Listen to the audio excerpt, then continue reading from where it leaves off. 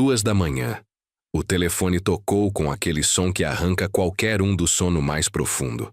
Atendi sem nem abrir os olhos direito, ainda meio perdido entre o sonho e a realidade. Do outro lado da linha, a voz do meu neto Lucas, de apenas 8 anos, trêmula e sussurrando como se tivesse medo de ser ouvido. Vovô, ele me trancou no quarto e a mamãe não acorda. Por favor, vem me buscar. Meu coração disparou. Antes que eu pudesse perguntar qualquer coisa, ouvi um barulho de porta batendo forte, e a ligação caiu. Tentei ligar de volta 3, 4, 5 vezes. Nada. Apenas aquele silêncio do outro lado que dói mais do que qualquer grito. Meu nome é Osvaldo Nunes, tenho 57 anos, trabalho como mecânico há mais de 30 anos aqui em Duque de Caxias, Baixada Fluminense. Nunca imaginei que uma noite comum de terça-feira pudesse virar o que virou. Mas antes de continuarmos, confira se você já está inscrito no canal e escreva nos comentários de onde você está assistindo este vídeo. Levantei da cama num pulo, ainda de chinelo e camiseta velha. Minha esposa Célia acordou assustada, perguntando o que tinha acontecido. Disse que era o Lucas que tinha ligado pedindo socorro. Ela ficou branca. Fazia 4 meses que não víamos o menino. Minha filha Patrícia tinha cortado relações com a gente depois que começou a viver com aquele sujeito, o Wellington, um cara que conheceu num bar em São João de Meriti, desempregado, que vivia de bico e tinha um jeito estranho de olhar para as pessoas. Peguei as chaves da estrada velha, nem troquei de roupa. Célia quis ir junto, mas eu disse para ela ficar, que eu não sabia o que ia encontrar lá. A verdade é que eu estava com medo. Medo do que poderia ter acontecido com o Lucas. Medo do que poderia estar acontecendo naquele exato momento. Liguei para a Patrícia enquanto saía de casa. Chamada após chamada, direto para a caixa postal. Aquela voz gravada dela, alegre, falsa. Oi, é a Pati, deixa seu recado. Desliguei com raiva. As ruas estavam desertas. Apenas alguns postes de luz funcionando. Outros queimados há meses. Passei pelo centro de Duque de Caxias em alta velocidade. Ignorei 2 sinais vermelhos.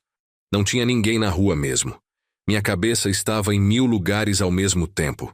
Pensava no Lucas, naquela voz assustada, no jeito que ele sussurrou como se tivesse medo de ser descoberto fazendo aquela ligação. O bairro onde a Patrícia morava ficava a 40 minutos dali, do outro lado da cidade, perto de Jardim Primavera, um conjunto habitacional popular, daqueles que o governo constrói rápido e mal feito. Prédios de 4 andares sem elevador, pintura descascando antes mesmo de terminarem a obra. Ela tinha se mudado para lá há 6 meses com o Wellington, levando o Lucas junto. Disse que era um recomeço, uma chance de ter a família dela. Eu e a Célia tentamos alertar. Falamos que ela mal conhecia aquele homem, que o Lucas estava bem aqui com a gente, que não precisava ter pressa. Mas a Patrícia sempre foi teimosa. Desde menina, quando decidia uma coisa, não tinha quem fizesse ela mudar de ideia. Ela tinha 28 anos, era minha filha única, e eu só queria que ela fosse feliz. Mas felicidade de verdade, não aquela ilusão que ela estava vivendo. O pai do Lucas, o Rodrigo, tinha morrido 5 anos atrás. Acidente de moto na Avenida Brasil voltando do trabalho. O menino tinha apenas 3 anos quando perdeu o pai. A Patrícia ficou devastada. Entrou numa depressão funda. Passou 2 anos praticamente sem sair de casa. Foi a Célia quem cuidou do Lucas naquela época. Quem dava banho, fazia comida, levava na escola. A gente pensou que ela nunca ia se recuperar. Então, há 2 anos, ela começou a melhorar. Voltou a trabalhar como caixa num mercado. Começou a se arrumar de novo, a sorrir. A gente ficou feliz de ver ela voltando à vida. Lucas estava crescendo bem. Era um menino esperto, carinhoso. Adorava ficar na oficina comigo nos fins de semana, mexendo nas ferramentas, fazendo perguntas sobre como os carros funcionavam. Mas aí ela conheceu o Wellington. Foi numa festa de aniversário de uma colega do mercado, num boteco ali perto de casa. Ele estava na mesa ao lado. Ofereceu uma cerveja, puxou conversa. Patrícia veio me contar toda empolgada no dia seguinte. Disse que tinha conhecido um cara legal, trabalhador, que queria conhecer ela melhor. Eu fingi ficar feliz, mas algo no meu peito apertou. Quando ela trouxe ele em casa pela primeira vez, 2 semanas depois, eu soube que tinha motivo para me preocupar. O Wellington era alto, meio largo. Tinha aquele jeito de quem já tinha visto muita coisa ruim na vida. Não olhava nos olhos quando conversava, desviava o olhar, mexia no celular o tempo todo. Disse que trabalhava com construção civil, mas estava entre um trabalho e outro. Célia fez um almoço caprichado, tentou puxar conversa, mas ele mal respondia. Lucas ficou quieto o tempo todo, grudado na mãe. Depois que eles foram embora, eu e Célia conversamos na cozinha. Ela tinha a mesma sensação que eu. Aquele homem não era boa coisa. Mas o que a gente podia fazer? A Patrícia era adulta, tinha o direito de escolher com quem queria ficar. A gente só podia torcer para estar errado. Os meses foram passando, e as visitas ficaram mais raras. Patrícia sempre tinha uma desculpa. Estava cansada do trabalho, Wellington não estava se sentindo bem, tinham compromissos. Quando ela vinha, vinha sozinha. Deixava o Lucas com o Wellington.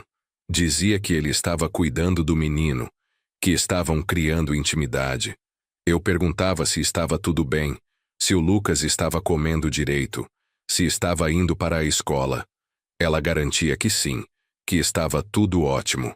Mas eu via nos olhos dela que tinha algo errado. Aquele brilho que tinha voltado estava sumindo de novo. Ela emagreceu. Ficou com olheiras fundas. Começou a usar sempre blusa de manga comprida mesmo no calor. Uma vez eu vi uma marca roxa no pulso dela quando ela pegou um copo de água. Perguntei o que era aquilo. Ela puxou a manga rápido e disse que tinha batido na porta do armário. Não acreditei, mas também não insisti. Devia ter insistido. Há 4 meses, a Patrícia me ligou dizendo que tinha conseguido um apartamento para ela, o Wellington e o Lucas. Um lugar deles, onde podiam começar de verdade como família. Ela estava animada, falando rápido, dizendo que era a oportunidade que estavam esperando. Perguntei se não era cedo demais, se eles tinham certeza. Ela me cortou. Disse que eu nunca apoiava as decisões dela, que sempre duvidava dela. Aquilo doeu. Eu sempre apoiei minha filha em tudo. Criei ela sozinho com a Célia quando minha mãe morreu. Ela tinha só 12 anos. Trabalhei dobrado para dar estudo, roupa, comida. Nunca neguei nada para ela. E agora estava ouvindo que eu não apoiava? Mas engoli a raiva. Respirei fundo. Disse que se era isso que ela queria, que eu desejava felicidades. Nos primeiros dias, ela ainda mandava mensagem, mandava foto do Lucas no apartamento novo, do quartinho dele. Mas logo as mensagens foram diminuindo. Uma por semana, depois uma a cada 15 dias. Quando eu ligava, ela atendia, mas estava sempre com pressa, tinha que desligar. Estava ocupada. Eu pedia para falar com o Lucas. Ela dizia que ele estava dormindo, ou brincando, ou fazendo lição. Sempre uma desculpa. Célia ficava preocupada. Dizia que a gente devia ir lá sem avisar, só para ver como estavam as coisas. Mas eu tinha medo de piorar a situação, de a Patrícia se afastar ainda mais. Então a gente esperou. Esperou ela decidir voltar a nos procurar. Foi o maior erro da minha vida. Teve uma vez, faz uns 2 meses, que eu passei em frente ao mercado onde ela trabalhava. Parei para comprar umas coisas e perguntar dela. A moça do caixa, uma menina nova que eu não conhecia, disse que a Patrícia não trabalhava mais lá. Tinha pedido demissão fazia quase 3 meses. Meu sangue gelou. Por que ela não tinha me contado? De que ela estava vivendo? Liguei na hora. Ela não atendeu. Mandei mensagem perguntando se estava tudo bem, se precisava de dinheiro. Ela respondeu só no dia seguinte. Tá tudo certo, pai, consegui coisa melhor. Mas eu sabia que estava longe de estar certo. Quando virei a esquina e vi o conjunto habitacional, eram 2h40 da manhã. O lugar estava completamente apagado, apenas algumas janelas com luz fraca. Estacionei a caminhonete em qualquer lugar. Nem olhei se estava na vaga direita. Desci correndo, procurando o bloco onde a Patrícia morava. Bloco C, apartamento 203, segundo andar. As escadas estavam escuras, a luz queimada. Subi segurando no corrimão enferrujado, tropeçando nos degraus irregulares. Meu joelho doía, aquela velha lesão de quando joguei futebol na juventude. Mas nem senti. A adrenalina estava alta demais. Cheguei no segundo andar ofegante. Procurei o número 203. A porta estava fechada. Nenhum som vindo de dentro. Bati com força. Patrícia, abre essa porta. Sou eu, seu pai. Nada. Bati de novo, mais forte. Patrícia! Minha voz ecoou no corredor vazio. Uma porta se abriu do outro lado do corredor. Uma mulher de uns 40 anos, de roupão, olhou para mim assustada. Que barulho é esse essa hora da noite? Ela reclamou. Desculpa, senhora, mas meu neto tá aí dentro, ele me ligou pedindo socorro. A mãe dele não tá atendendo. A mulher franziu a testa, se aproximou. O menino daqui, o magrinho. Isso, o Lucas. A senhora sabe se tá tudo bem aqui? Ela olhou para a porta do 203, depois para mim. Olha, eu não gosto de me meter na vida dos outros, mas eu escuto grito aqui direto. O homem bebe, faz bagunça. A moça fica fechada lá dentro o dia inteiro. E o menino? Eu não vejo ele na rua faz tempo. Meu estômago revirou. Faz quanto tempo? Sei lá, uns 2 meses? Talvez mais. Antes ele brincava aqui embaixo com as outras crianças. Mas parou de aparecer. Ela balançou a cabeça. Tem vezes que eu ouço choro de criança vindo de lá. Mas quando eu bato na porta para perguntar se tá tudo bem, ninguém atende. Olhei para aquela porta fechada e tomei uma decisão. A senhora pode chamar a polícia? Ela hesitou. A polícia? Mas e se não for nada?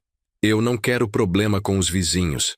Senhora, meu neto de 8 anos me ligou há meia hora dizendo que está trancado num quarto. Eu não consigo falar com minha filha. Tem que chamar a polícia agora. Minha voz saiu mais grossa do que eu queria, mas não tinha tempo para a delicadeza. Ela olhou nos meus olhos, viu que eu estava falando sério, acenou com a cabeça e voltou para dentro do apartamento dela. Ouvi ela falando ao telefone, dando o endereço. Enquanto isso, bati na porta de novo. Patrícia! Wellington! Abram essa porta! Nada. Tentei a maçaneta. Trancada. Olhei ao redor procurando outra entrada. Tinha uma janela do lado, mas estava fechada também, com grade de ferro. Fui até ela, tentei ver alguma coisa lá dentro. A cortina estava fechada, mas tinha um pequeno espaço. Encostei o rosto na grade fria e tentei enxergar. Escuro total. Voltei para a porta, bati de novo. Se alguém não abrir essa porta agora, eu vou arrombar. Gritei. Silêncio. Meu coração estava disparado. E se o Lucas estivesse machucado? E se estivesse acontecendo algo naquele momento? Não dava para esperar a polícia. Olhei para a porta. Era daquelas baratas de apartamento popular, madeira fina, fechadura simples. Recuei 2 passos, respirei fundo e dei um chute forte ao lado da fechadura. A porta estremeceu, mas não abriu. Meu pé doeu, mas eu nem liguei. Dei outro chute mais forte. A madeira rachou. Mais um. A porta se abriu com um estrondo. O apartamento estava escuro e cheirava a mofo misturado com algo podre. Procurei o interruptor na parede. Acendi a luz. O que eu vi me fez parar no lugar. A sala estava destruída. Garrafas de cerveja vazias espalhadas pelo chão, latinhas amassadas, embalagens de salgadinho, pratos sujos empilhados no sofá. A televisão estava ligada. Volume no mínimo, passando algum programa da madrugada. O cheiro era insuportável, uma mistura de cerveja velha, cigarro e lixo que não era tirado havia dias. Patrícia! Gritei. Nada. Andei pela sala, chutando garrafas sem querer. A cozinha era pior. A pia transbordando de louça suja. Panelas com restos de comida com mofo.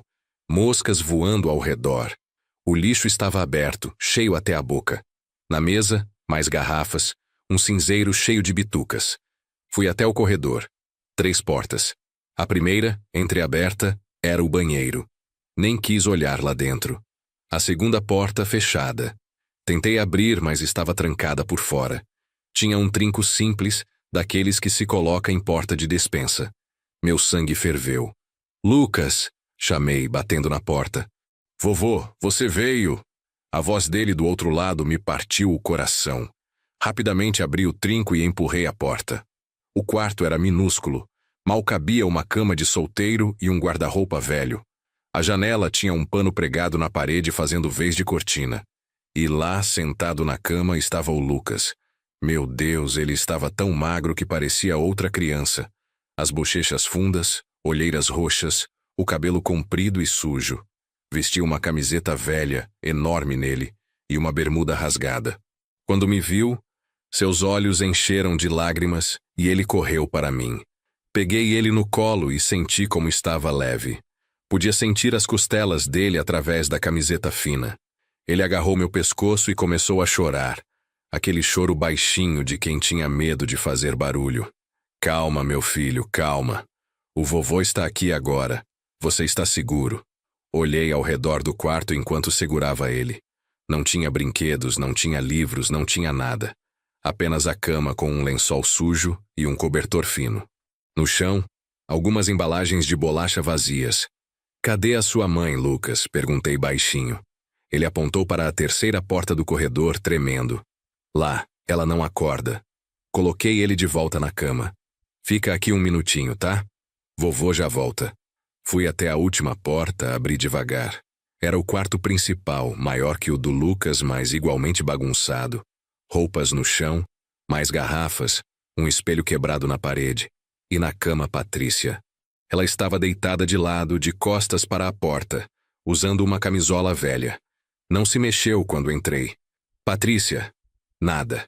Fui até a cama, toquei no ombro dela. Patrícia, acorda. Ela gemeu baixinho, mas não abriu os olhos. Balancei ela de novo, mais forte. Patrícia. Ela virou o rosto para mim, olhos entreabertos, vidrados. Estava viva, respirando, mas completamente fora de si. Cheirava a álcool, aquele cheiro forte de quem bebeu até cair. Tentei fazer ela sentar, mas o corpo dela estava mole, sem força. Pai, ela murmurou. O que você está fazendo aqui? Vim buscar o Lucas. Ele me ligou pedindo socorro. Ela fechou os olhos de novo. Ele tá bem. Tá só. Castigado. A voz dela saía arrastada, mal formando as palavras. Castigado por quê, Patrícia? Desobedeceu. O Wellington mandou. Ele ficar quieto.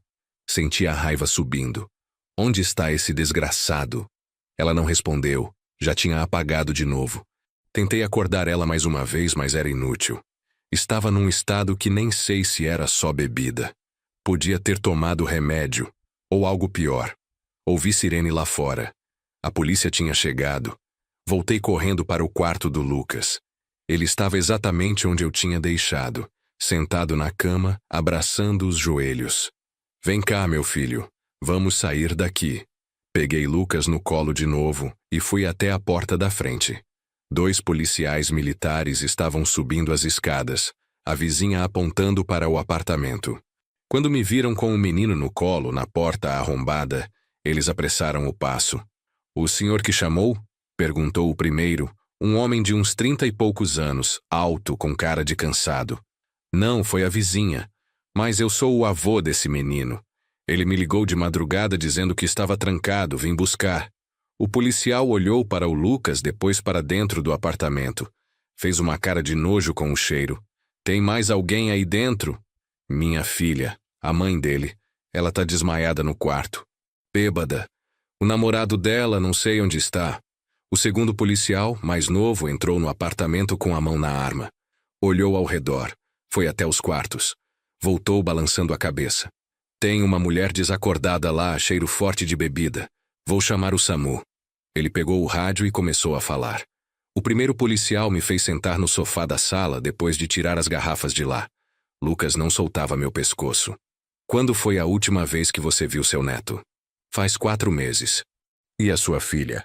A mesma coisa. Ela cortou contato com a gente quando veio morar aqui. Ele anotou tudo num bloquinho. E esse namorado dela você conhece? Conheci uma vez só, há quase 1 ano. Wellington alguma coisa, não lembro o sobrenome. Minha filha não falava muito dele. O policial acenou. Vamos precisar do seu depoimento completo, mas primeiro vamos cuidar dessa criança.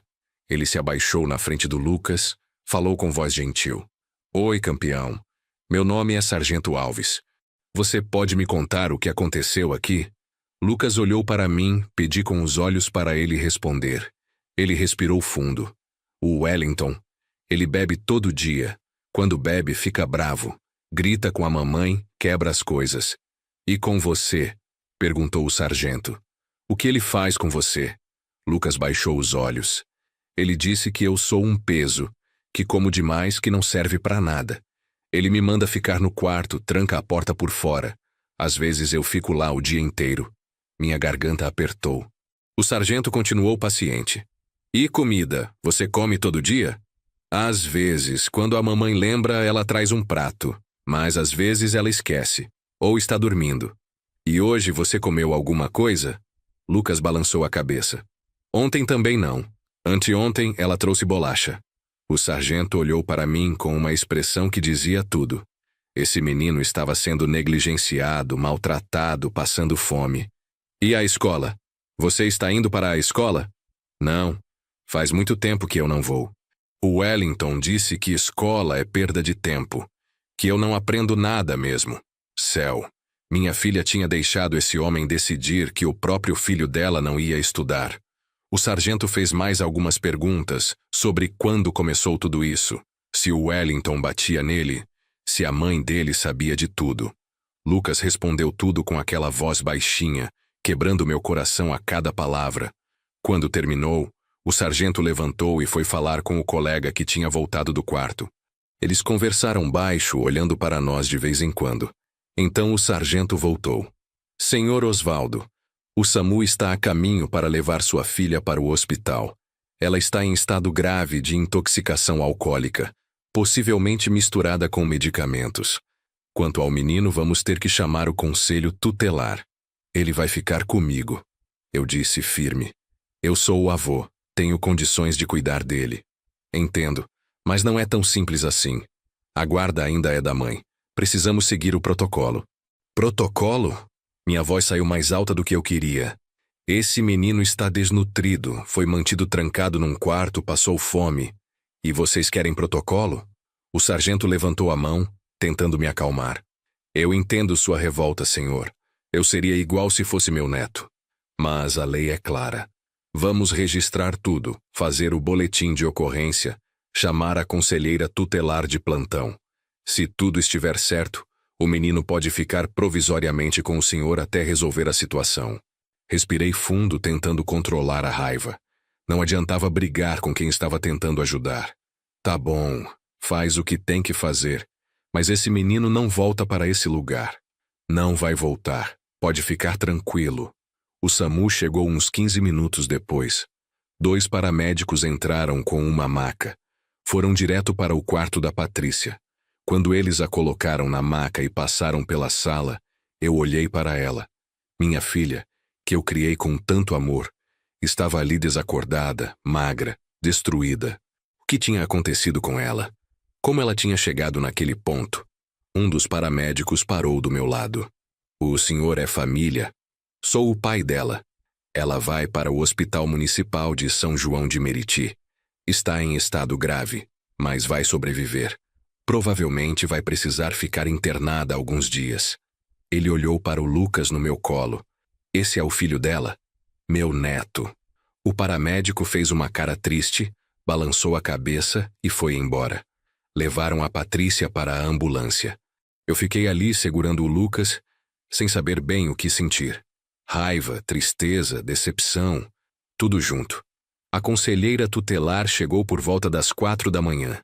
Uma mulher de uns 50 anos, cabelo curto, cara de quem já tinha visto de tudo na vida. Se apresentou como Marlene, ouviu o relato dos policiais, deu uma olhada no apartamento, fez algumas perguntas, depois veio falar comigo.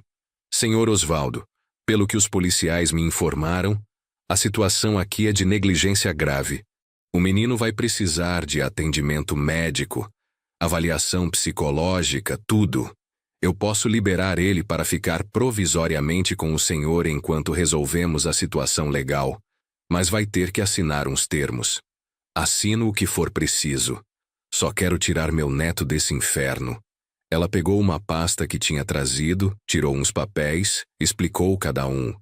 guarda provisória, compromisso de apresentar o menino quando solicitado, autorização para tratamento médico, tudo. Assinei tudo sem nem ler direito. Só queria sair dali. Antes de ir embora, a conselheira se abaixou na frente do Lucas. Você vai ficar com seu avô por enquanto, tá bom? Amanhã quer dizer, hoje mais tarde, a gente se vê de novo para conversar. Lucas apenas acenou com a cabeça. Ele estava exausto, quase dormindo no meu colo. Saímos daquele apartamento quase 5 da manhã. O céu já estava começando a clarear. Desci as escadas com Lucas nos braços, ele pesando menos que uma sacola de compras. Na rua, alguns vizinhos estavam na janela, olhando a movimentação. A fofoca ia correr solta naquele prédio.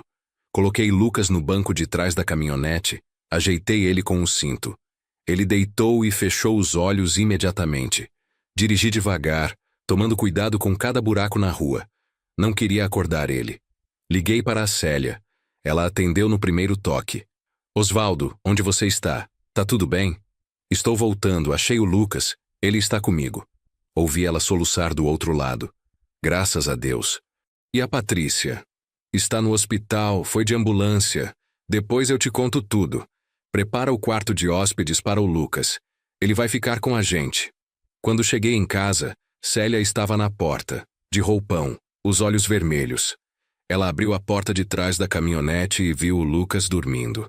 Levou a mão à boca, segurando o choro. Meu Deus, como ele está magro. Peguei ele no colo com cuidado para não acordar e levei para dentro. Célia tinha preparado o quarto, trocado os lençóis, colocado o edredom que o Lucas gostava quando era menor. Deitei ele na cama, tirei o chinelo dele, cobri com o edredom. Ele se mexeu um pouco, murmurou algo, mas não acordou. Saí do quarto e fechei a porta devagar. Na cozinha, Célia já tinha feito café. Sentei na mesa e contei tudo. O apartamento destruído, a Patrícia desacordada, o Lucas trancado naquele quarto minúsculo, o Wellington que ninguém sabia onde estava. Ela chorou enquanto ouvia, secando as lágrimas com a manga do roupão. Como a gente deixou isso acontecer? Ela perguntou, a voz embargada. A gente não deixou. A Patrícia nos afastou. Ela fez a escolha dela. Mas a gente devia ter insistido mais. Devia ter ido lá antes. Devia ter... Célia, eu cortei pegando a mão dela. Não adianta ficar no devia. O que importa é que o Lucas está aqui agora. E a gente não vai deixar nada de ruim acontecer com ele nunca mais. Ela acenou, limpando o rosto. O que a gente faz agora? Agora a gente descansa um pouco. Daqui a pouco eu ligo no hospital para saber como a Patrícia está. Depois levo o Lucas no médico, fazer exames, ver como ele está. E amanhã vou atrás de advogado. Célia concordou. Eu vou fazer comida. Quando ele acordar, vai estar com fome. Tentei descansar um pouco, mas não consegui. Fiquei na sala, sentado no sofá, olhando para a porta do quarto onde o Lucas dormia. Minha cabeça não parava. Pensava na Patrícia. Naquela menina alegre que eu criei, que adorava dançar pela casa, que fazia o Rodrigo rir com suas piadas sem graça. Como ela tinha se tornado aquela mulher destruída na cama, inconsciente, abandonando o próprio filho. Liguei para o hospital às 7 da manhã. A atendente disse que a Patrícia tinha dado entrada na emergência, estava estável, mas ainda inconsciente, em observação. Não podiam dar mais informações por telefone. Eu teria que ir até lá pessoalmente. Disse que iria mais tarde. Lucas acordou perto das 9 da manhã. Ouvi, quando ele abriu a porta do quarto, os passos leves no corredor. Fui até lá. Ele estava parado no meio da sala, olhando ao redor como se não acreditasse que estava mesmo ali. Bom dia, campeão, eu disse tentando sorrir. Ele olhou para mim com aqueles olhos fundos. Vovô, eu posso ficar aqui? Pode. Essa é a sua casa agora. Mas e se o Wellington vier me buscar? Ajoelhei na frente dele, segurei os ombros dele com cuidado. Ninguém vai te buscar. Você está seguro aqui. O Wellington não vai chegar perto de você nunca mais. Eu prometo. Ele abraçou meu pescoço e ficou assim, só abraçado por um tempo longo. Célia apareceu da cozinha limpando as mãos no avental. Oi, meu amor. Vem comer alguma coisa. A vovó fez pão de queijo. Os olhos dele brilharam. Pão de queijo? Na cozinha, Célia tinha preparado uma mesa cheia. Pão de queijo, frutas picadas, suco de laranja, bolo de fubá, ovos mexidos. Lucas sentou e ficou olhando para tudo aquilo sem mexer. Pode comer, filho, Célia disse, sentando ao lado dele. Tudo isso é para você. Ele pegou um pão de queijo, deu uma mordida pequena. Depois outra. Então começou a comer mais rápido, como se tivesse medo de a comida sumir. Célia me olhou, os olhos marejados de novo. Tive que desviar o olhar. Devagar, Lucas, eu disse suavemente. A comida não vai acabar, pode comer com calma. Ele parou, olhou para o pão de queijo na mão, depois para mim. Desculpa, vovô. Não precisa pedir desculpa. Só não quer passar mal. Ele comeu 3 pães de queijo, tomou 2 copos de suco. Comeu um pedaço de bolo. Depois disse que estava cheio. Célia quis que ele comesse mais, mas eu segurei a mão dela por baixo da mesa. Balancei a cabeça. Não podia forçar. O estômago dele tinha encolhido. Precisava acostumar de novo com comida regular. Depois do café, dei banho nele. A água ficou quase preta de tanta sujeira. O cabelo dele estava embolado, cheio de nós. Célia teve que vir ajudar com condicionador, paciência e uma escova. Lucas nem reclamou. Ficou quieto o tempo todo, deixando a gente cuidar dele. Quando terminamos, vesti ele com umas roupas que a gente ainda tinha guardadas de quando ele morava aqui. Estavam um pouco apertadas, ele tinha crescido, mas serviu até a gente comprar roupa nova. Sentei com ele no sofá. Lucas, o vovô precisa te levar no médico hoje, só para ver se está tudo bem com você. Ele ficou tenso. Vai doer? Não, filho. O médico só vai te examinar, ver como você está. Nada de injeção hoje, prometo. Ele pensou um pouco, depois acenou. Tá bom. Fui com ele no posto de saúde do bairro. Sorte que eu conhecia a doutora Marina. Ela atendia lá há anos. Tinha sido a médica do Lucas quando bebê. Expliquei a situação para a recepcionista, que me conhecia também. Ela abriu um encaixe emergencial. Na sala, a doutora Marina estava do mesmo jeito. Cabelo grisalho curto, óculos na ponta do nariz, jaleco sempre impecável. Quando viu o Lucas, a expressão dela mudou. Osvaldo, quanto tempo? E o Lucas, já está tão grande? Mas eu vi nos olhos dela que ela percebeu algo errado. Expliquei rapidamente a situação enquanto ela preparava os instrumentos. Ela ouviu em silêncio, apenas acenando de vez em quando. Depois examinou o Lucas. Mediu altura, pesou, verificou pressão, batimentos cardíacos, olhou garganta, ouvidos, apalpou a barriga dele. O rosto dela foi ficando cada vez mais sério. Ela anotou tudo numa ficha. Fez mais algumas perguntas para o Lucas sobre como ele se sentia, se alguma coisa doía. Depois pediu para ele sentar na cadeira ao lado enquanto conversava comigo. Osvaldo, esse menino está com desnutrição severa. Ele deveria pesar pelo menos 32 quilos na idade dele. Está com 23, 9 quilos abaixo do mínimo saudável. Ela mostrou a ficha. Além disso, está com anemia, sinais de deficiência vitamínica, e eu vi algumas marcas pelo corpo que me preocupam. Que marcas?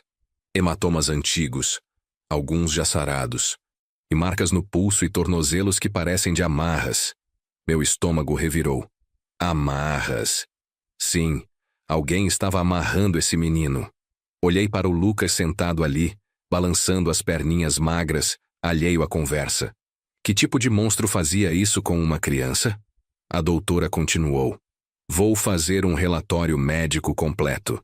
Isso vai ser importante se você for entrar na justiça pela guarda dele.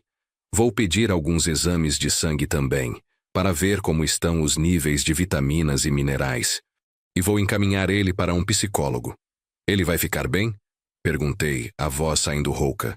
Vai. Com alimentação adequada, vitaminas, cuidado, ele se recupera. Crianças são resilientes, mas vai levar tempo.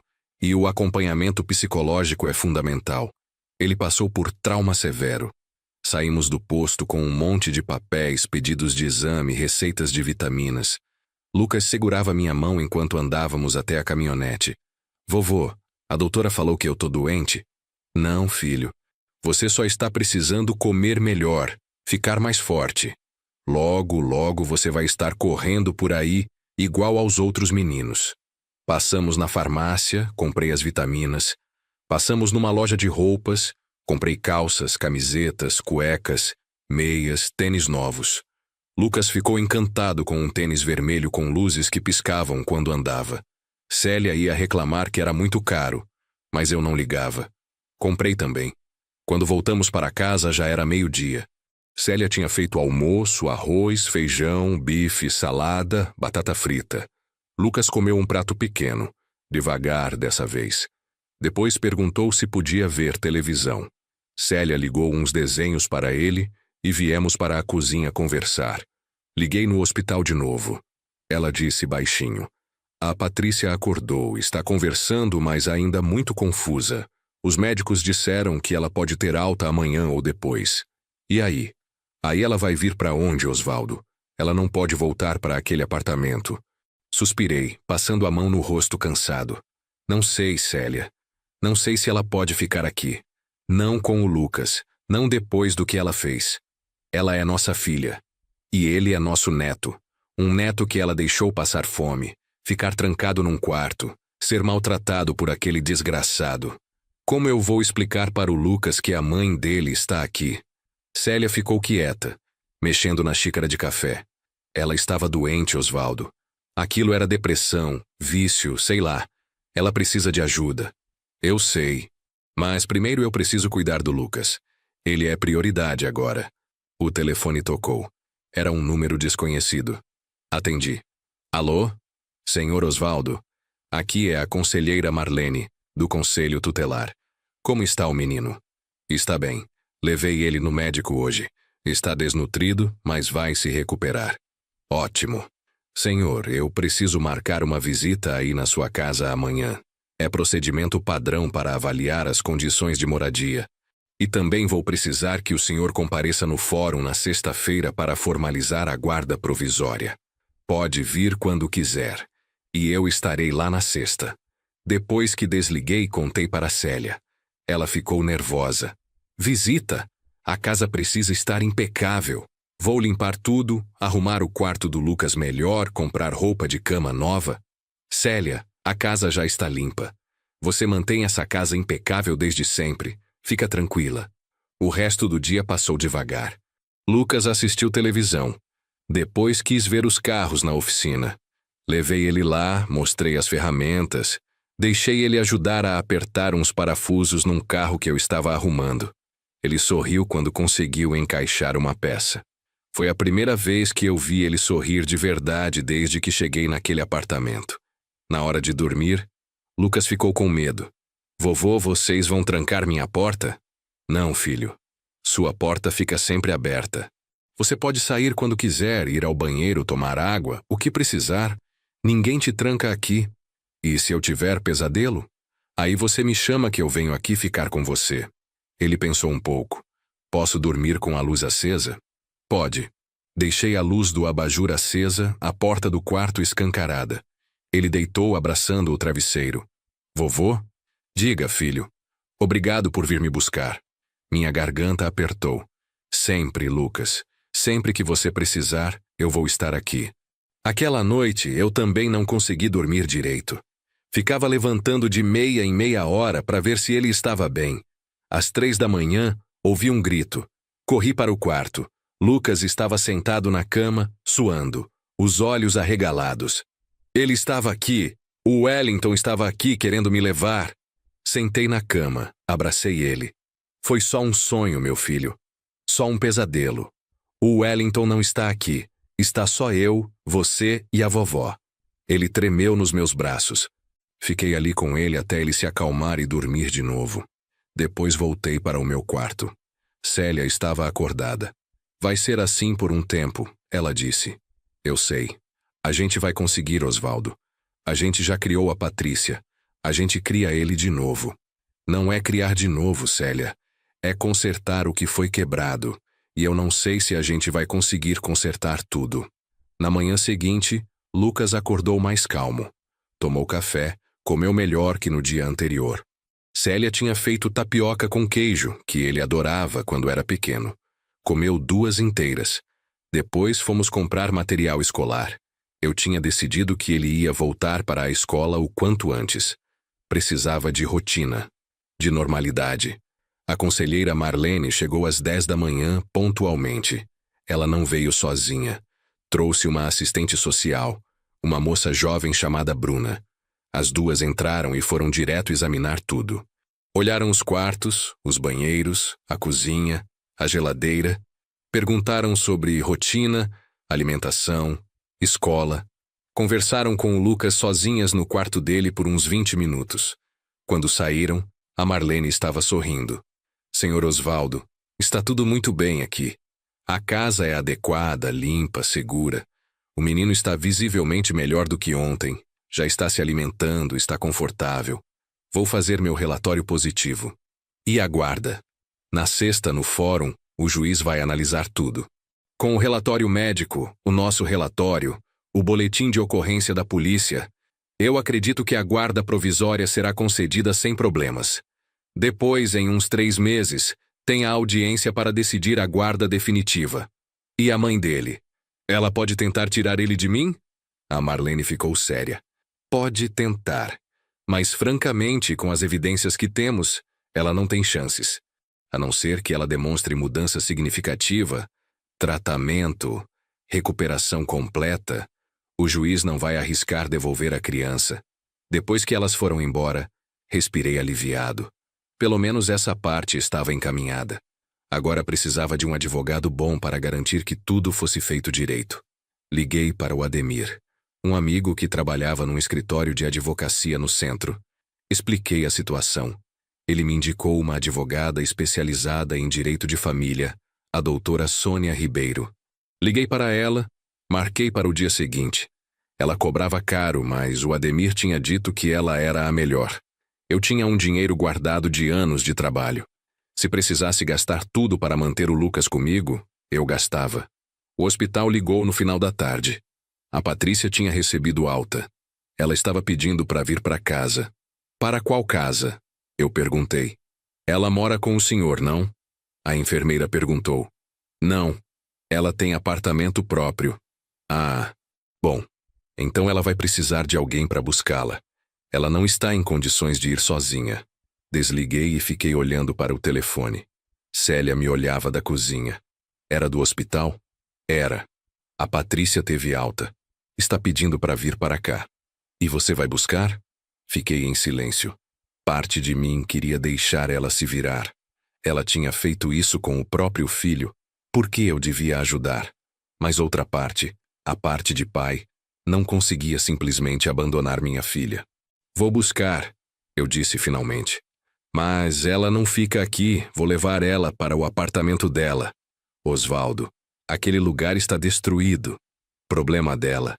Ela criou aquela situação, ela que resolva. Célia não discutiu.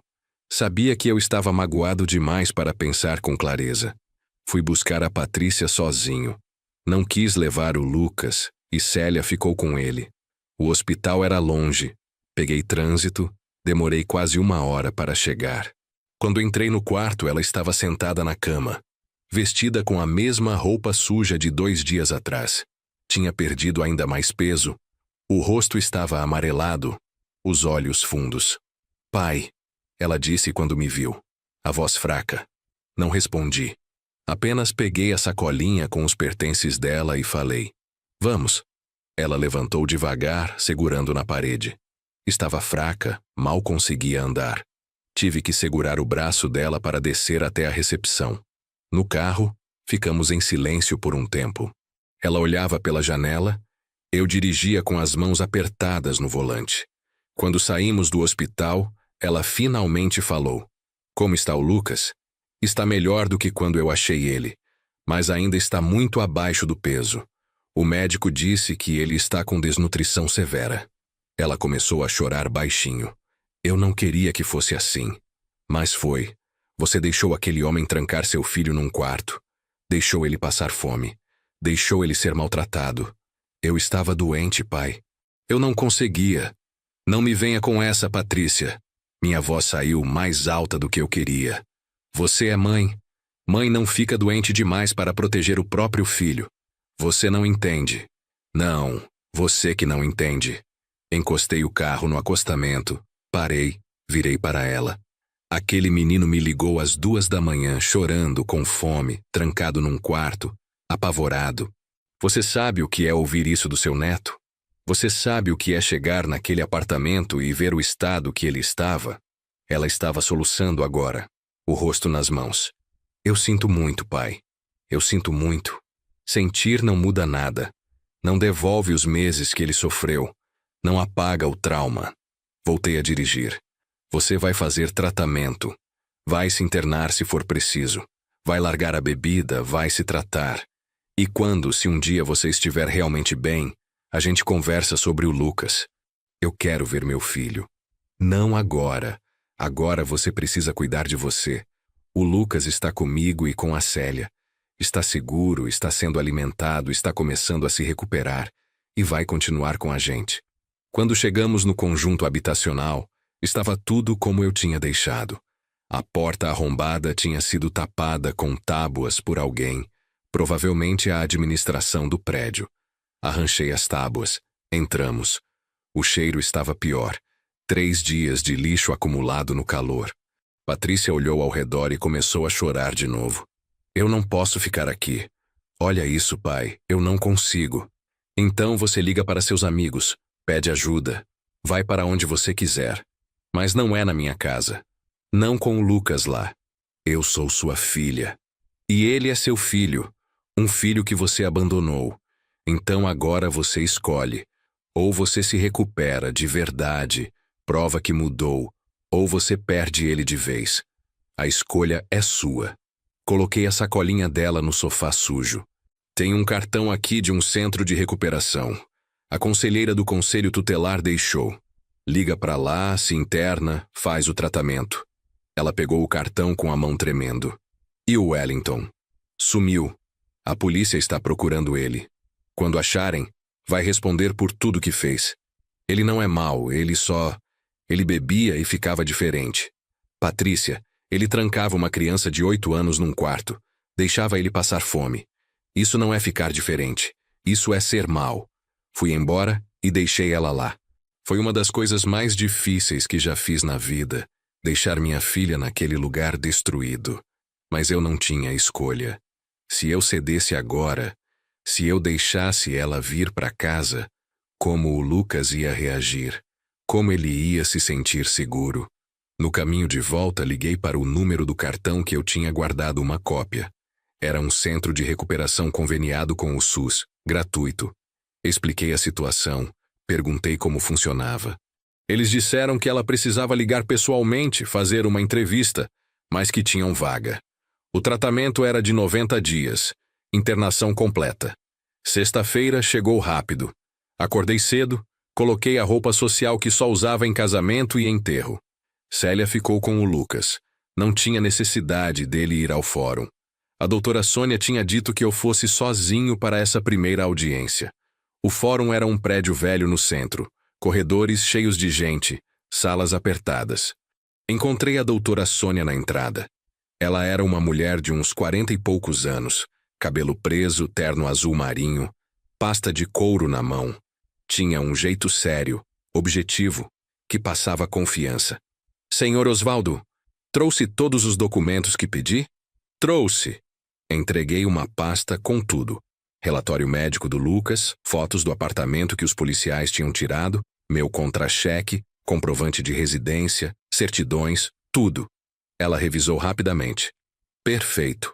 A audiência é simples hoje.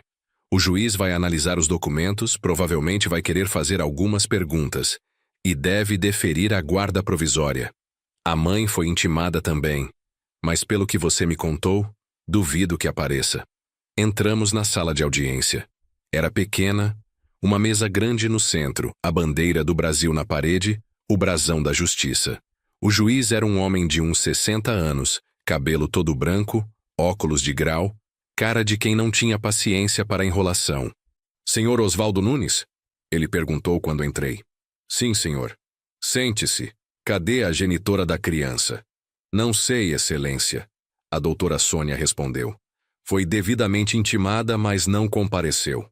O juiz folheou os documentos na frente dele. Demorou uns 10 minutos lendo cada página com atenção. Olhou as fotos, leu o relatório médico 2 vezes, leu o boletim de ocorrência. Finalmente tirou os óculos e olhou para mim. Senhor Osvaldo, o senhor tem quantos anos? 57, Excelência. Trabalha com o quê? Sou mecânico. Tenho oficina própria há 25 anos. Renda mensal? Entre 3 e 4 mil reais, dependendo do mês. Estado civil? Casado. Minha esposa Célia trabalha como costureira, faz reformas de roupa em casa. Ele fez mais algumas perguntas sobre a casa, sobre rotina, sobre como eu pretendia cuidar do Lucas. Respondi tudo com calma, com honestidade. Disse que ia colocar ele na escola, que ia levar nas consultas médicas, que ia fazer tudo o que fosse necessário para ele se recuperar. E a filha do senhor, onde está? Estava internada no hospital, Excelência. Teve alta essa semana.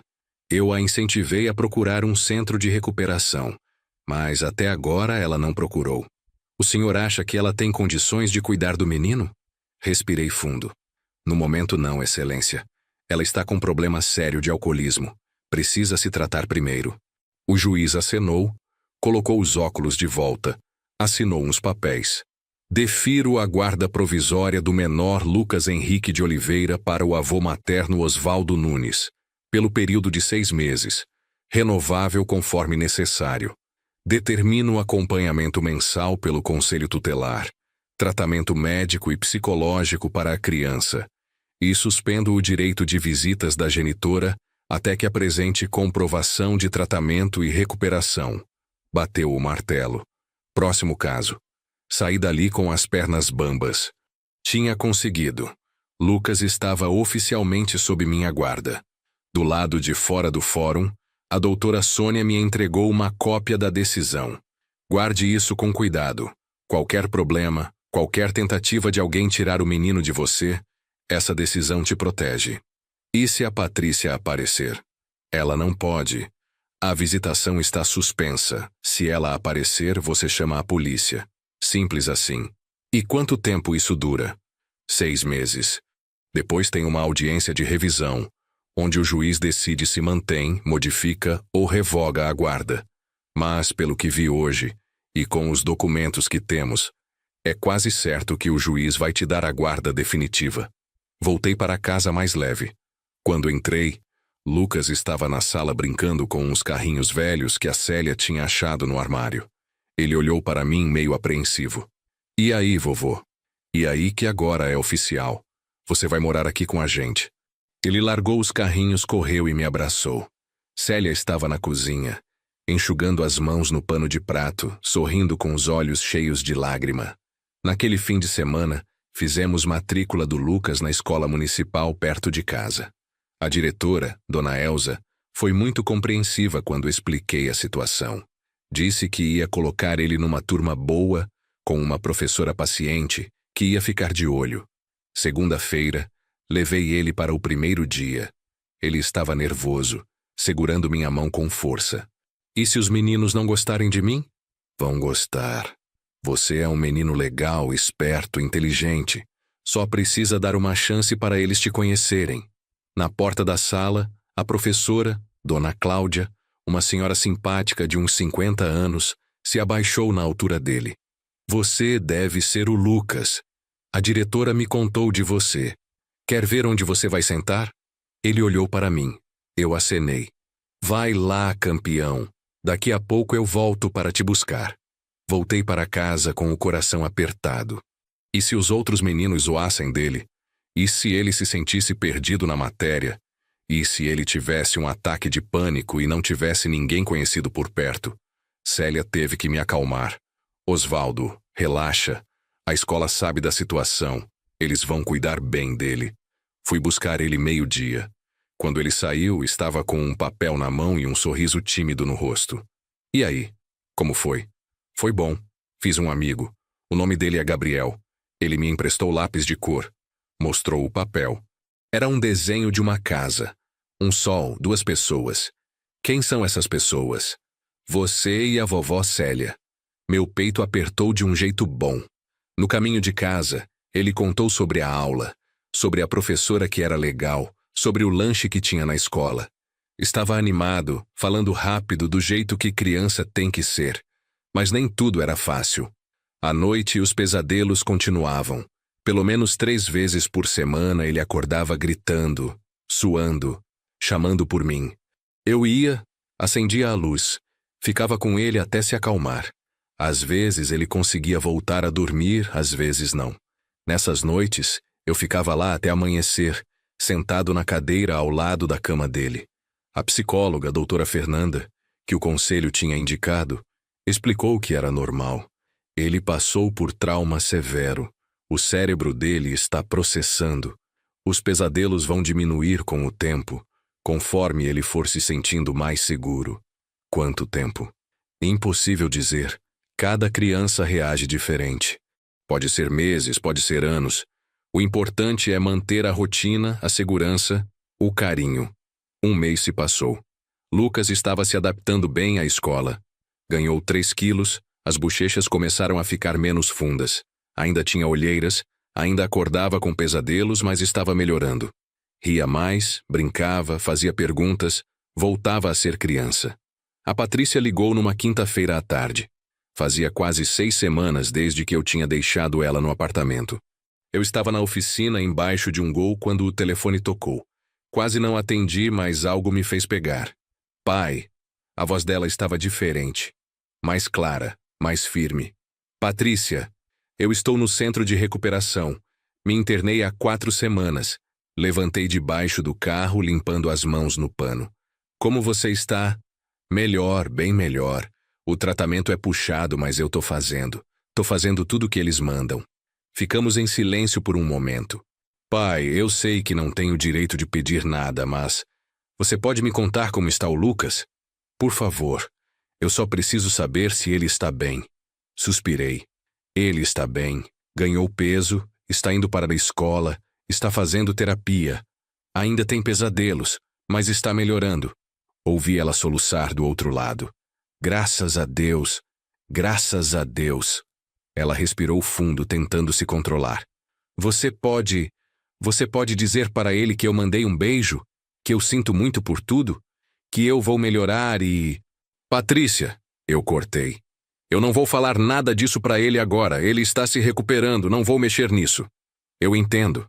Eu entendo, pai. Silêncio de novo. O Wellington foi preso. Foi? Ontem. A polícia achou ele em Belford Roxo, na casa de um primo. Ele vai responder por tudo. Maus tratos, cárcere privado, tudo.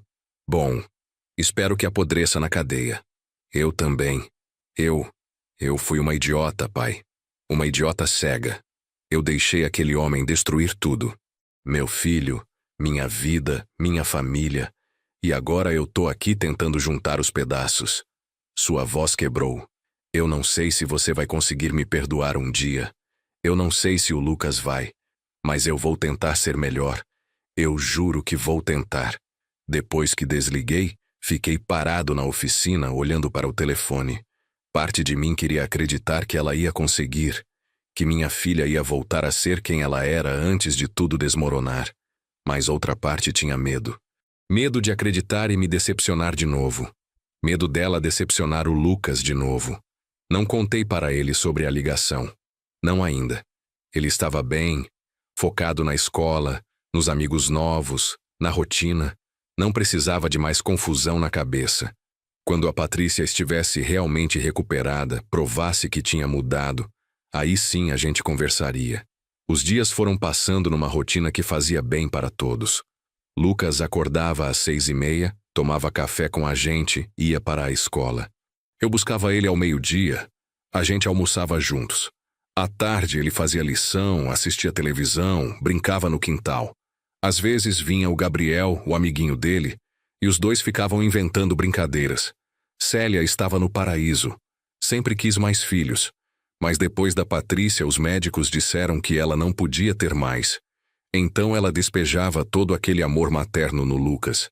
Fazia as comidas que ele gostava, costurava roupa para ele, Ajudava com a lição, contava história na hora de dormir.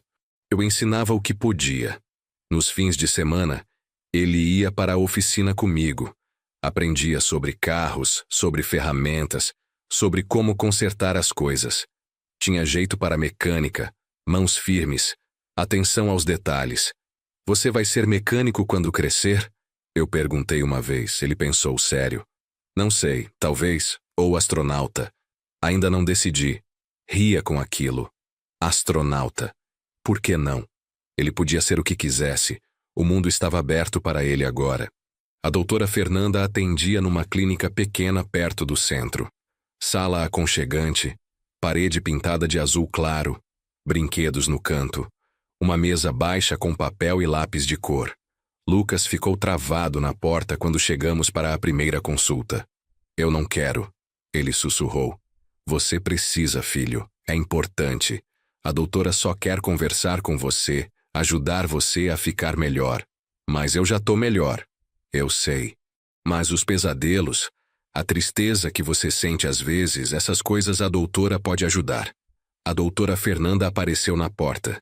Devia ter uns 30 e poucos anos, cabelo cacheado preso num rabo de cavalo, óculos colorido, sorriso caloroso. Oi, Lucas. Eu sou a Fernanda, quer entrar? Ele olhou para mim. Vovô vai junto? Dessa primeira vez, sim. Ela respondeu. Mas depois a gente conversa só nós dois, tá bom? Entramos. Ela deixou o Lucas escolher onde sentar, ofereceu água, deixou ele pegar os brinquedos. Conversou sobre coisas bobas primeiro. Escola, amigos, comida favorita. Deixou ele relaxar. Só depois de uns 15 minutos ela começou a fazer perguntas mais sérias. Lucas, você quer me contar onde você morava antes? Ele ficou quieto, olhando para as mãos. Num apartamento. Com quem? Com a minha mãe e o Wellington. E como era lá? Silêncio longo. Eu quase falei alguma coisa, mas a doutora fez um sinal para eu ficar quieto. Era ruim, Lucas disse finalmente, a voz baixa. Por que era ruim? Porque eu ficava trancado. Porque eu tinha fome. Porque ele gritava muito. A doutora Fernanda acenou, anotando algo num caderno. E como você se sentia quando estava lá? Lucas pegou um carrinho da mesa, começou a rodar as rodinhas. Com medo, com muita fome, sozinho. Você falava com alguém sobre isso? Não tinha ninguém. A mamãe dormia o tempo todo, e eu não podia sair do quarto. E agora, como você se sente agora? Ele pensou. Melhor, muito melhor. O vovô e a vovó são legais, eles me dão comida, eu posso brincar, posso ir na escola. Ele parou de rodar o carrinho. Mas eu tenho medo. Medo de quê? De ter que voltar para lá. Meu coração apertou. A doutora olhou para mim rapidamente, depois voltou para o Lucas. Lucas, você não vai voltar para lá. Você está seguro com seu avô. Ninguém vai te levar embora. Mas e se a mamãe vier me buscar? Ela não pode. O juiz decidiu que você fica com seu avô. Está tudo resolvido. Ele olhou para mim. É verdade, vovô? É verdade. Você está comigo. Para sempre se você quiser. Ele colocou o carrinho de volta na mesa, veio até mim, abraçou meu pescoço. A doutora sorriu. Fez uma anotação. Disse que a sessão tinha sido muito boa, muito produtiva. Do lado de fora, ela conversou comigo sozinha, enquanto Lucas esperava na recepção. Ele está processando o trauma bem, considerando tudo. Mas vai precisar de tempo. Vou querer vê-lo uma vez por semana no começo, depois podemos espaçar. E você também deveria fazer algumas sessões. Eu? Sim. Cuidar de uma criança traumatizada é desgastante. Você precisa estar bem para poder cuidar dele. Aceitei. Marquei para a semana seguinte. 3 meses se passaram. Lucas estava quase irreconhecível. Tinha engordado mais 8 quilos. Estava com a cor boa, os olhos brilhantes. Na escola, tirava notas boas. Tinha virado amigo de metade da turma. A professora Cláudia dizia que ele era esperto, curioso. Perguntava tudo. Esse menino vai longe. Ela disse numa reunião de pais. Os pesadelos diminuíram para 1 ou 2 vezes por semana. Quando aconteciam, ele ainda me chamava. mas se acalmava mais rápido. A doutora Fernanda disse que ele estava fazendo progressos excelentes.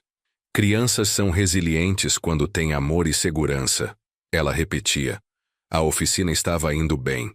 Até tinha contratado um ajudante, um rapaz jovem chamado Diego, para eu poder ter mais tempo com o Lucas. Fechava mais cedo agora, às 5, para estar em casa para o jantar. Fins de semana eram sagrados. Família.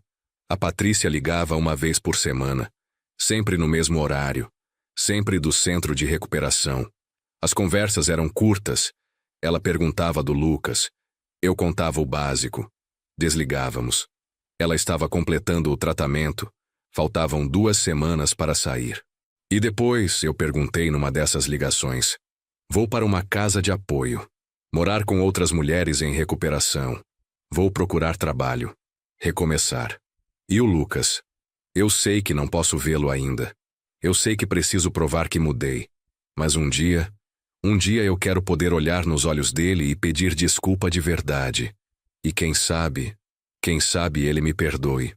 Talvez. Foi tudo que eu consegui dizer. Uma noite, Lucas me perguntou sobre a mãe. Estávamos vendo televisão, ele deitado no sofá com a cabeça no meu colo. Vovô, cadê a mamãe? Meu corpo ficou tenso. Ela está se tratando, filho. Está num lugar onde estão ajudando ela a ficar melhor. Melhor de quê? Ela estava doente. Bebia muito. Não conseguia cuidar de si mesma. Agora está aprendendo a viver sem beber. Ele ficou quieto por um tempo, processando. Por que ela deixou o Wellington me trancar? Respirei fundo. Essa era a pergunta que eu sabia que vinha, mas nunca estava preparado. Porque ela estava muito doente, Lucas. Tão doente que não conseguia ver o que estava acontecendo. Não conseguia proteger você como deveria. Mas mãe tem que proteger o filho. Tem. E ela falhou nisso. Falhou muito. E agora está tentando se consertar. Ela vai voltar? Não sei, filho. Talvez um dia. Mas só se ela ficar realmente boa. E mesmo assim, você não precisa voltar a morar com ela. Você fica aqui comigo e com a vovó. Isso não muda. Ele pensou mais um pouco. Eu posso ficar aqui para sempre. Para sempre. Mesmo quando eu ficar grande. Mesmo quando ficar grande. Essa é sua casa. Ele sorriu. Voltou a prestar atenção na televisão. Mas eu sabia que aquela conversa não tinha terminado. Ia voltar outras vezes, de outras formas. E eu ia ter que estar pronto. Começamos a fazer coisas que família normal faz. Domingo ia na missa com a Célia, mesmo eu não sendo muito religioso. Depois ia para a feira. Lucas ajudava a escolher as frutas. À tarde, às vezes a gente ia no parque. Ele brincava com outras crianças enquanto eu e Célia sentávamos num banco conversando. Teve um dia que a gente foi na praia. Pegamos o ônibus cedo, Lucas empolgado com a mochila cheia de brinquedo. Na praia, ele ficou encantado com o mar. Vovô, a água não acaba nunca? Nunca. Vai até o horizonte e continua. Posso entrar? Pode, mas fica perto de mim. Ele entrou com medo primeiro, pulando as ondinhas, gritando quando molhava. Depois foi pegando coragem, entrando mais fundo, sempre segurando minha mão. Ria daquele jeito que só criança feliz ri, solto, alto, sem vergonha. O aniversário de 9 anos do Lucas chegou em outubro. Célia quis fazer uma festa de verdade, convidar a turma toda da escola. Alugamos uma salinha pequena num clube aqui perto. Contratamos um pessoal para fazer cachorro-quente e pastel.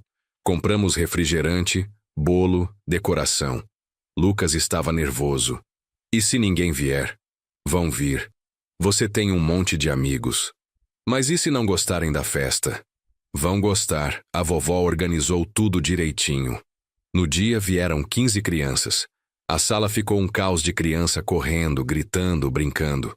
Lucas estava no meio de tudo, com um chapéu de aniversário na cabeça, rindo. Em determinado momento ele veio até mim, suado de tanto correr. Vovô, essa é a melhor festa da minha vida. É? É. Obrigado. Me abraçou rápido e voltou correndo para brincar. Célia estava do meu lado, limpando os olhos. Ele está feliz. Está, finalmente. Vendo aquilo todas as noites sem dormir. Toda a preocupação, todo o medo valeram a pena. Porque ali estava um menino feliz, saudável, rodeado de amigos, vivendo como criança deve viver. A Patrícia saiu do centro de recuperação uma semana depois do aniversário. Ela ligou no dia seguinte. Pai, eu saí. Completei o programa.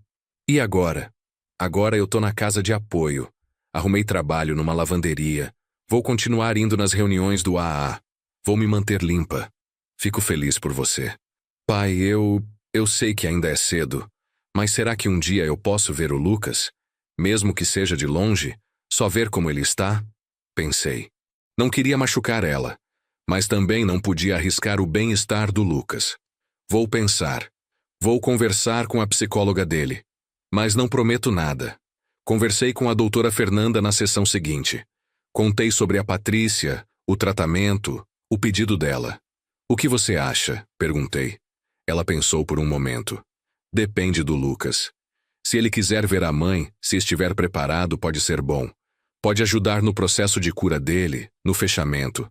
Mas se ele não quiser, não devemos forçar. Como eu sei se ele quer? Pergunta. Na volta para casa, parei o carro no caminho, virei para o Lucas no banco de trás. Filho, preciso te perguntar uma coisa importante. Ele tirou o fone de ouvido. O quê? Sua mãe saiu do tratamento. Ela está morando numa casa com outras pessoas, trabalhando, se mantendo limpa. Ela pediu para ver você, mas só se você quiser. O rosto dele ficou sério. Olhou para o lado, para a rua, para os carros passando. Ela tá diferente? Dizem que sim. Mas eu não vi ainda. Só falei com ela por telefone. Ela pediu desculpa? Pediu. Várias vezes. Mas eu sei que palavras não significam muito. O que importa é o que ela faz. Ele ficou quieto por muito tempo. Eu não apressei. Deixei ele pensar. Eu não sei, vovô. Eu tenho medo. Medo de quê? De ela me levar embora. De ter que voltar a morar com ela. Isso não vai acontecer. Você mora comigo. Isso não muda. Não importa o que aconteça. Se você for ver ela, é só uma visita. 1 hora, 2, o que você aguentar. E eu vou estar junto. Mais silêncio. Posso pensar? Claro. Pensa o quanto precisar. E qualquer decisão que você tomar, eu vou apoiar. 1 semana se passou. Lucas não tocou no assunto. Eu também não. Mas eu via que ele estava pensando, mais quieto que o normal. Meio distante às vezes. Até que numa noite, na hora do jantar, ele falou. Vovô, eu quero ver a mamãe. Célia parou com o garfo no ar. Eu coloquei o copo de água de volta na mesa. Tem certeza? Tenho, mas só se você for junto. E só uma vez. Se eu não gostar, não preciso ir de novo? Não precisa. Então tá, eu quero ver. Liguei para a Patrícia naquela noite. Ele aceitou ver você, mas com condições. Eu vou estar junto. Vai ser num lugar neutro, não na sua casa nem na minha. E se ele quiser ir embora a qualquer momento, a gente vai. Ela começou a chorar. Obrigada, pai. Obrigada. Eu prometo que vou. Eu não vou decepcionar. Marcamos para o sábado seguinte numa praça no centro da cidade. 12h. Lugar aberto, movimentado, seguro. Na noite de sexta, Lucas quase não dormiu. Acordou 3 vezes com pesadelo, todas as vezes chamando por mim. Vovô, e se ela estiver bêbada? Não vai estar, ela sabe que se aparecer bêbada nunca mais vai te ver. E se ela gritar comigo? Não vai gritar, mas se gritar, a gente vai embora na hora. Sábado chegou. Lucas vestiu a roupa que ele mais gostava. Uma camisa do Flamengo que eu tinha dado. Arrumou o cabelo, escovou os dentes 3 vezes. Estava nervoso. Célia fez um lanche reforçado antes de sairmos. Come, filho. Precisa de energia. Ele comeu pouco, o estômago embrulhado de ansiedade. No caminho, ele segurou minha mão com força. Vovô, se eu quiser ir embora, a gente vai. Sem perguntas, sem explicações. É só você falar. Chegamos na praça 15 minutos adiantados. Sentamos num banco debaixo de uma árvore. Lucas balançava as pernas, olhando para todos os lados. Como eu vou saber qual é ela? Você vai reconhecer. É sua mãe. Mas a verdade é que eu também estava nervoso. Fazia 4 meses que eu não via a Patrícia. Será que ela estava mesmo diferente? 12h em ponto ela apareceu. Vinha andando devagar pelo caminho da praça, olhando para os lados procurando a gente. Estava diferente. Tinha ganhado peso. A cor tinha voltado. O cabelo estava limpo, preso num rabo de cavalo. Usava calça jeans e uma blusa simples. Sem maquiagem, sem nada chamativo. Parecia normal. Parecia minha filha de novo. Quando nos viu, ela parou. As mãos foram para a boca. Os olhos encheram de lágrima. Lucas apertou minha mão com mais força. É ela? É. Ela veio devagar, como se tivesse medo de assustar ele. Parou a uns 3 metros de distância. Oi, Lucas. Ele não respondeu, só olhou. Ela se abaixou para ficar na altura dele. Você cresceu tanto. Está tão bonito, tão forte. A voz dela tremia. Filho, eu não sei nem por onde começar. Eu errei muito, muito mesmo. Eu deixei coisas ruins acontecerem com você. Eu não te protegi como eu devia. E eu sei que só falar desculpa não adianta, não conserta nada. Mas eu preciso que você saiba que eu sinto muito. Do fundo do meu coração, eu sinto muito. Lucas continuou quieto. Patrícia limpou as lágrimas, tentou sorrir. Mas eu estou melhor agora. Parei de beber. Estou trabalhando. Estou tentando ser a pessoa que você merecia ter como mãe desde sempre. Ela olhou para mim, depois voltou para ele. Eu não vim aqui pedir para você voltar para mim.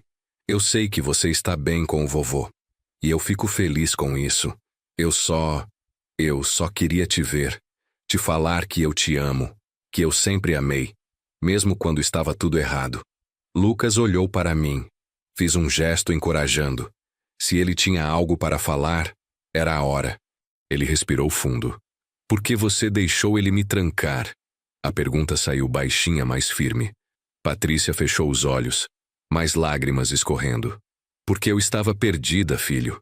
Eu estava tão perdida na minha dor, na bebida, que eu não via o que estava acontecendo. Eu não vi que ele estava te machucando. Ou eu vi e não tive coragem de fazer nada. E isso é imperdoável. Eu passei fome. Eu sei. Eu chorava e você não acordava. Eu sei. Eu fiquei com medo. Muito medo. A voz dele quebrou. Patrícia soluçou. Levou as mãos ao rosto. Eu sei, meu amor. Eu sei. E eu vou carregar isso para sempre. Mas eu estou tentando ser melhor. Não para você me perdoar, porque talvez você nunca perdoe, mas porque é o certo a fazer. Ficamos em silêncio por um tempo. Crianças brincavam ao redor. Pessoas passavam. A vida normal seguindo enquanto ali estávamos nós, tentando consertar o que estava quebrado. Lucas finalmente falou de novo.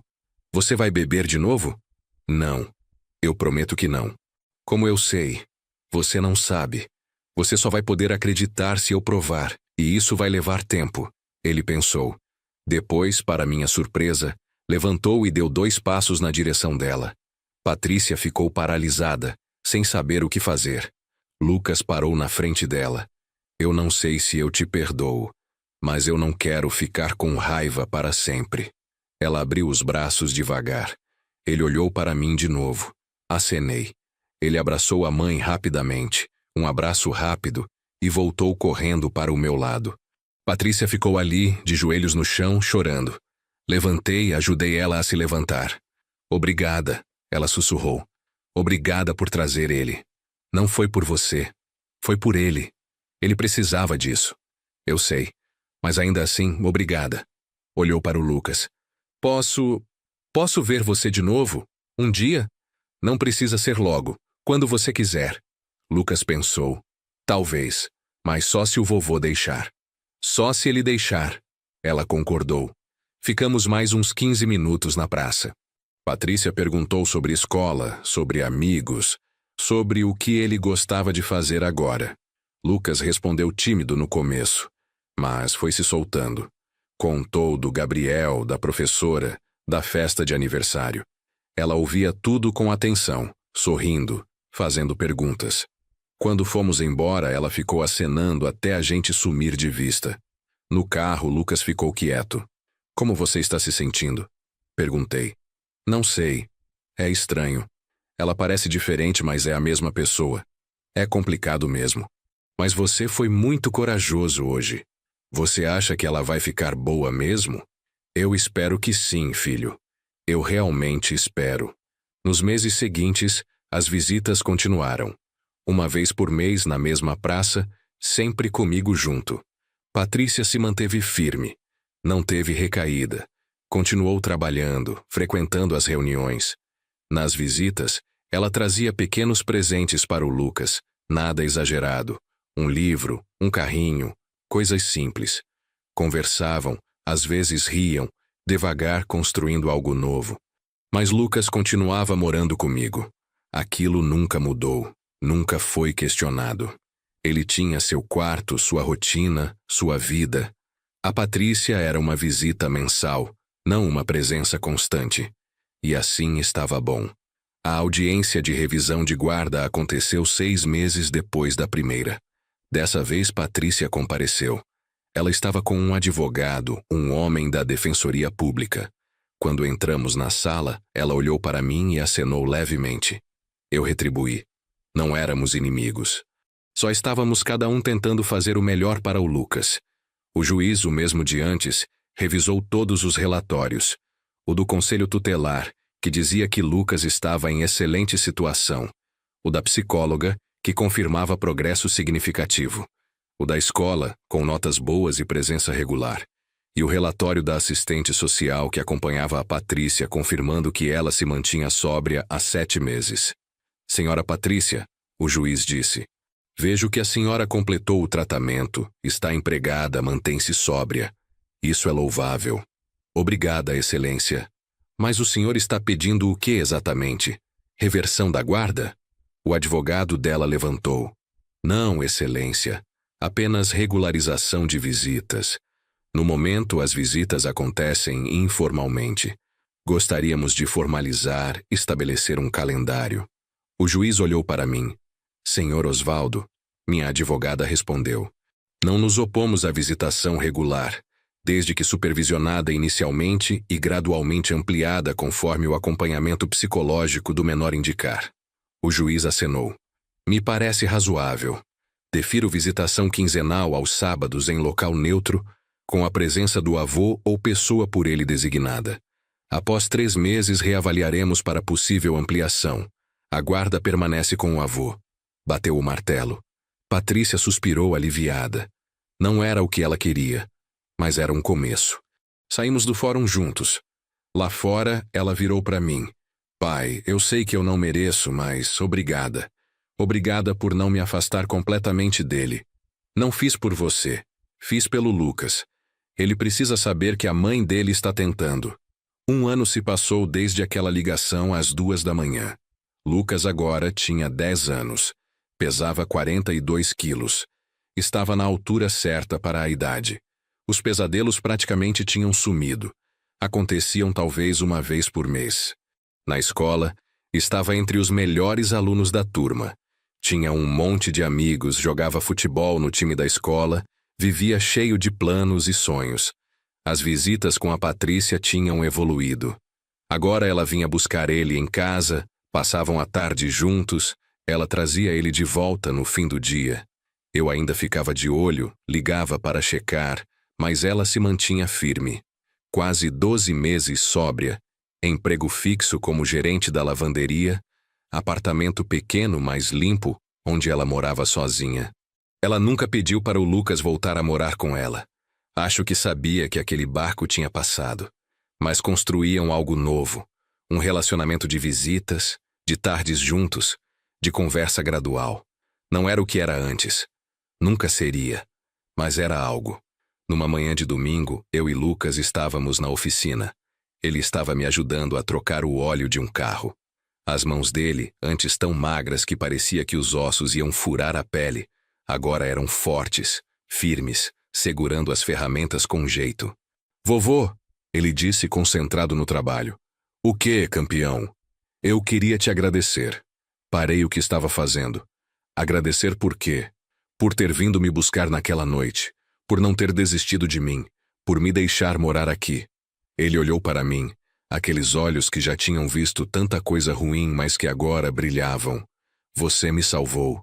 Minha garganta apertou. Você é meu neto. Eu sempre vou te buscar. Sempre. Ele sorriu e voltou para o trabalho. Ficamos ali em silêncio confortável, só o barulho das ferramentas, o rádio tocando baixinho ao fundo, o cheiro de óleo e graxa que tinha virado familiar para ele também. Célia apareceu na porta da oficina. Osvaldo, Lucas, o almoço está pronto. Já vamos. Lucas largou a ferramenta, limpou as mãos num pano. Vovô, a vovó fez feijoada? Fez.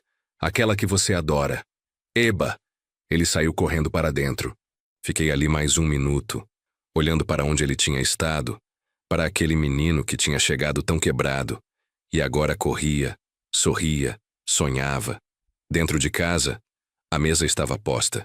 Feijoada fumegando na panela, arroz branquinho, farofa, couve, laranja.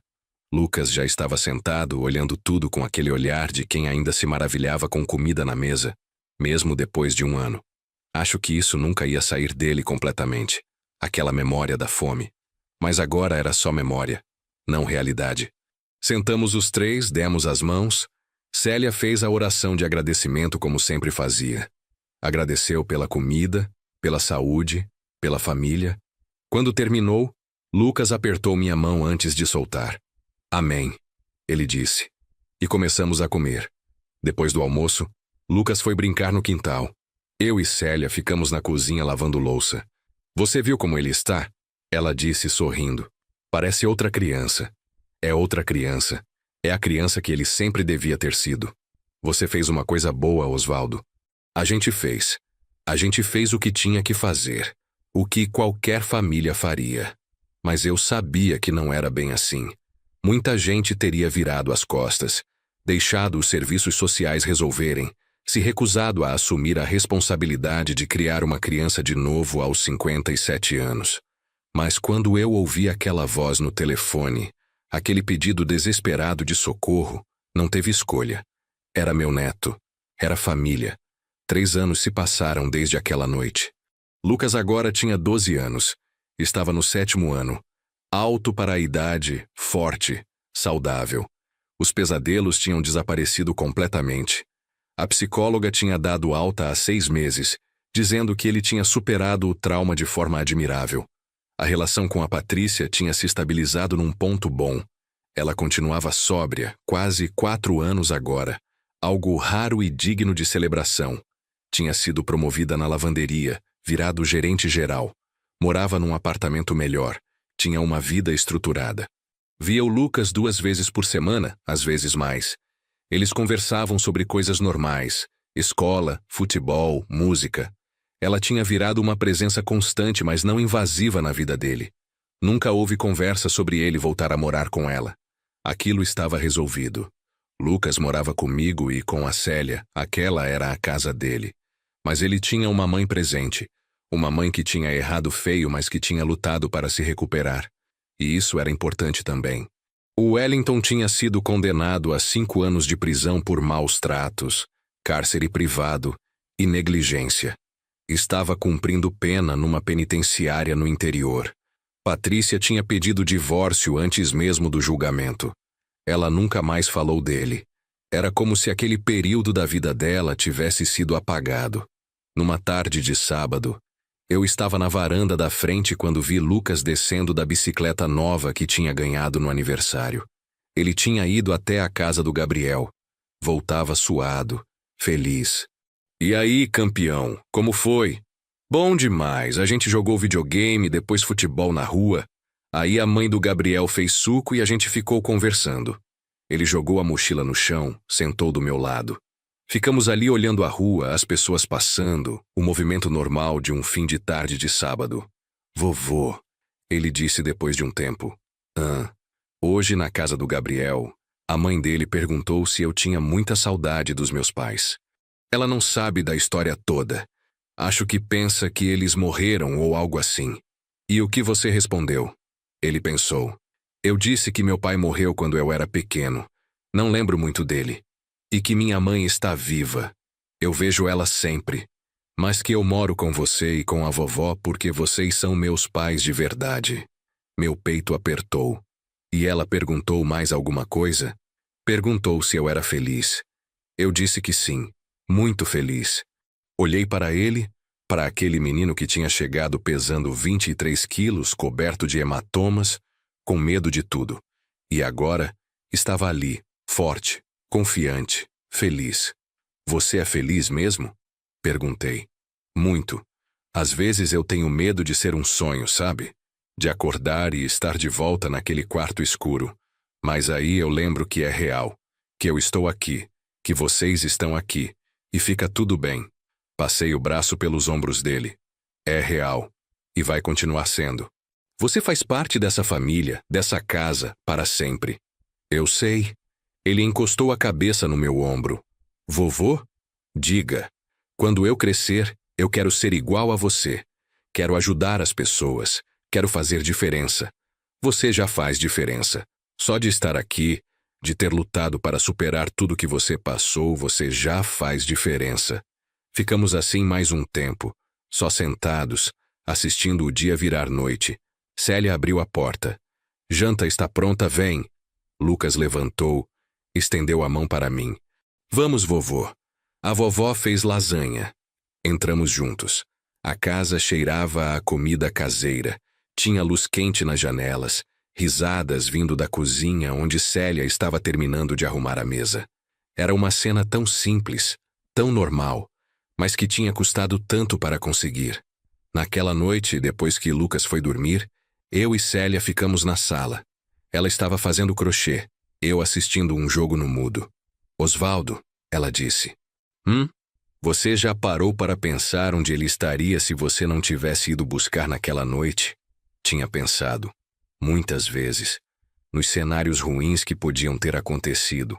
Lucas podendo ter morrido de fome, de desidratação, ou o Wellington voltando bêbado e fazendo algo pior, ou a Patrícia nunca acordando daquele estado. Penso todo dia, eu respondi, e agradeço todo dia por ter ouvido o telefone tocar, por ter atendido, por ter ido. Você salvou a vida dele. A gente salvou. Você, eu, os médicos, a psicóloga, a escola, todo mundo que ajudou. Mas foi você quem foi lá. Foi você quem quebrou aquela janela, quem entrou naquele inferno e tirou ele de lá. Olhei para ela. O que eu ia fazer? Deixar meu neto lá? Era impossível. Qualquer avô teria feito o mesmo. Mas, no fundo, eu sabia que não era verdade. Muita gente não teria feito. Muita gente teria se convencido de que não era problema deles, ou que não podiam assumir a responsabilidade, ou que era tarde demais para recomeçar a criar criança. Mas quando você ama alguém, quando é família de verdade, não existe essa escolha. Você vai, você busca, você salva. Simples assim. 3 anos depois daquela ligação às 2 da manhã, eu posso dizer que foi a decisão mais importante da minha vida. Mudar tudo para salvar aquele menino. Assumir a responsabilidade de criá-lo quando eu já estava pensando em aposentadoria, em descansar, em viver mais tranquilo. Mas olhando para trás, eu não mudaria nada. Cada noite sem dormir por causa dos pesadelos dele, cada consulta médica, cada reunião na escola, cada medo, cada preocupação, tudo valeu a pena. Porque no final o que importa? Importa que uma criança que estava morrendo aos poucos está viva, está feliz, está com futuro pela frente. A Patrícia também está melhor, construindo uma vida nova, recuperando o tempo perdido com o filho da forma que pode. Não é o ideal, nunca vai ser como era antes. Mas é algo. É mais do que era há 3 anos. E eu aprendi algo nesses 3 anos. Nunca é tarde demais para fazer a coisa certa. Eu tinha 57 anos quando busquei o Lucas. Muita gente disse que eu era velho demais, que não ia aguentar, que era loucura assumir essa responsabilidade. Mas essas pessoas estavam erradas. Idade é só um número quando você tem amor, propósito e determinação. E quando você vê seu neto correndo pelo quintal, rindo com os amigos, fazendo planos para o futuro, você sabe que cada sacrifício valeu a pena. Então essa é minha história. A história de como uma ligação no meio da noite mudou 3 vidas. A do Lucas, a minha e a da Patrícia. Nem tudo tem final feliz perfeito. Tem cicatrizes, Tem memórias ruins que nunca vão sumir completamente. Mas tem esperança. Tem recomeço. Tem amor. E no final, é isso que importa. Essa foi a história do Osvaldo, do Lucas e de uma família que se reconstruiu depois de quase ser destruída. E você? Você acha que a Patrícia mereceu a segunda chance que teve? Você faria o mesmo que o Osvaldo fez? Deixe sua opinião nos comentários aqui embaixo. E se você gostou dessa história, se inscreva no canal para ouvir mais histórias reais de pessoas reais que enfrentaram situações difíceis e encontraram uma saída. Um abraço e até a próxima.